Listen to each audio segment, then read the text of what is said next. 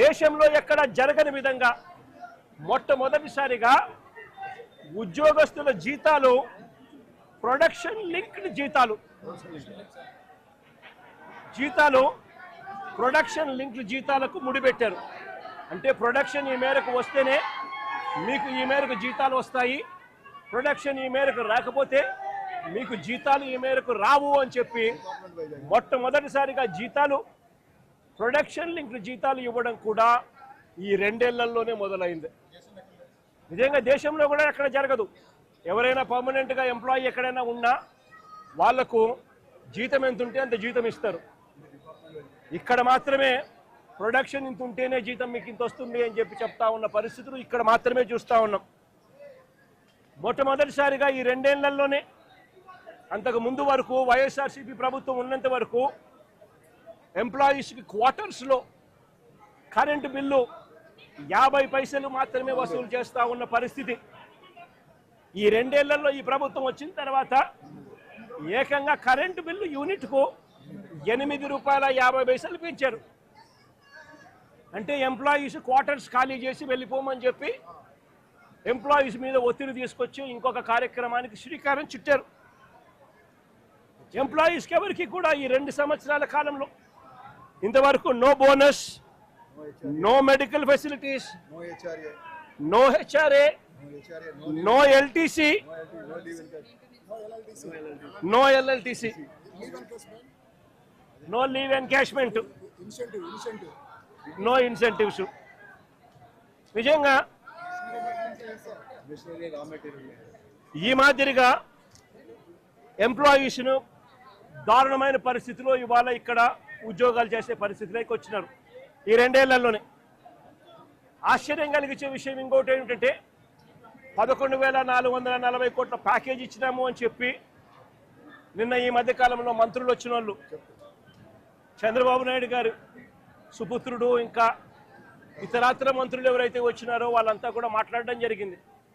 ఈ 11,440 కోట్ల ప్యాకేజ్ ఏదైతే ఉందో ఈ ప్యాకేజు ఈ కంపెనీలో, ఈ స్టీల్ ఫ్యాక్టరీలో మెయింటెనెన్స్ కోసమో లేకపోతే సేఫ్టీ పారామీటర్స్ పెంచడం కోసమో ఎఫిషియన్సీ ఇంప్రూవ్మెంట్ కోసమో తీసుకొచ్చింది కాదు.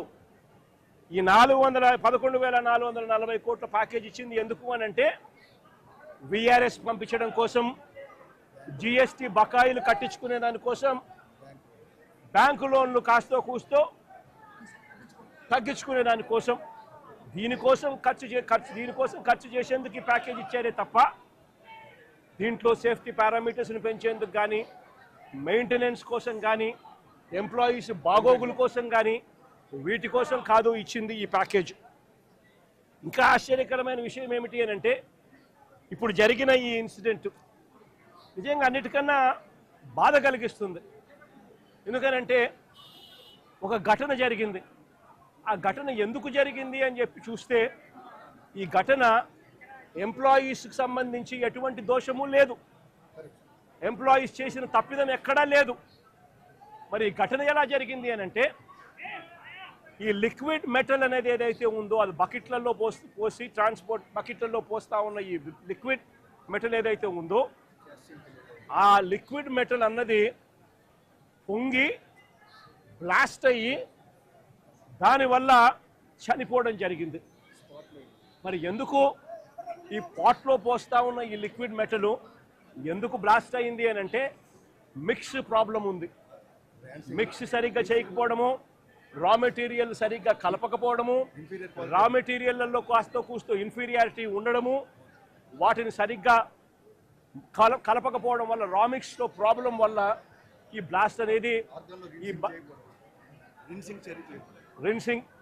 రిన్సింగ్ సమస్యలు వీటి అన్నిటి వల్ల ఎంప్లాయీకి అనేది ఎక్కడ తప్పు లేకపోయినా కూడా బ్లాస్ట్ జరిగి ఈ ఇన్సిడెంట్ చోటు చేసుకుంది. నేను అడుగుతా ఉన్నా, ఇలాంటి ఘటనలో మానవత్వం చూపించాల్సిన చోట, హ్యూమానిటీ చూపించాల్సిన చోట ఈ రాష్ట్ర ప్రభుత్వాలు, ఈ కేంద్ర ప్రభుత్వాలు వీళ్ళు స్పందిస్తూ ఉన్న తీరు నిజంగా నిజంగా అమానవికంగా ఉంది, మానవీయంగా కూడా లేదు. ఆలోచన చేయమని అడుగుతా ఉన్నా నేను. ఇక్కడే ఇంకొక విషయం కూడా చెప్పాలి. ఇక్కడ నా పక్కనే పేరేం పేరమ్మా? మీ పేరేం పేరు? నా పక్కన ఇక్కడే భాగ్యశ్రీ అని ఓ బాధితురాలు. ఈ బాధితురాలు వాళ్ళ నాన్న పెంటయ్య అన్న.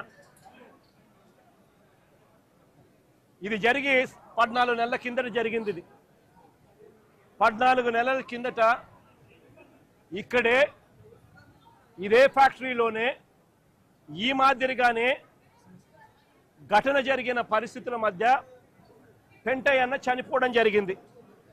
పెంటయ్య అన్న employee number photo photo photo photo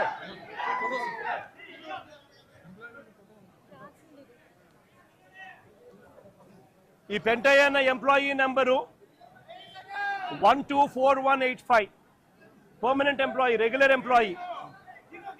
SMS 2లో పనిచేస్తా ఉన్నాడు. మాస్టర్ టెక్నీషియన్ గా పనిచేస్తా ఉన్నాడు. చనిపోయింది 1/4/2025. 1/4/2025 1 ఏప్రిల్ 2025 చనిపోయాడు. నేను అడుగుతా ఉన్నా, ఈ పెంటయ్య అన్నకు కూతురు, ఇదిగో ఐడి కార్డు. ఈ పెంటయ్య అన్నకు కూతురు పేరేం పేరుమా? భాగ్యశ్రీ కూతురు. కొడుకు ప్రసాద్, నవీను ప్రసాద్. చనిపోయినప్పుడు ఉద్యోగాలు ఇస్తామన్నారు, నెలలోనే ఉద్యోగం ఇస్తామన్నారు. పిల్లలకు కాంపన్సేషన్ ఇస్తామని చెప్పినారు. ఇంతవరకు కాంపన్సేషన్ ఇవ్వాల, ఇంతవరకు జాబ్ లేదు. జాబ్ అడిగితే, కాంపన్సేషన్ అడిగితే నిర్దాక్షిణ్యంగా ఫైల్ పోయింది అని చెప్తా ఉన్నారు. నిజంగా ఆలోచన చేయమని అడుగుతా ఉన్నాం. ఇంత నిర్దయగా ప్రభుత్వాలు వ్యవహరించడం ధర్మమేనా అని అడుగుతా ఉన్నా.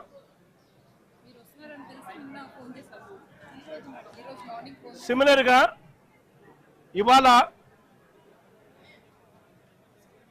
ఇవాళ జరుగుతా ఉన్న ఘటనలో దాదాపుగా ఇప్పటికే 9 మంది చనిపోయారు.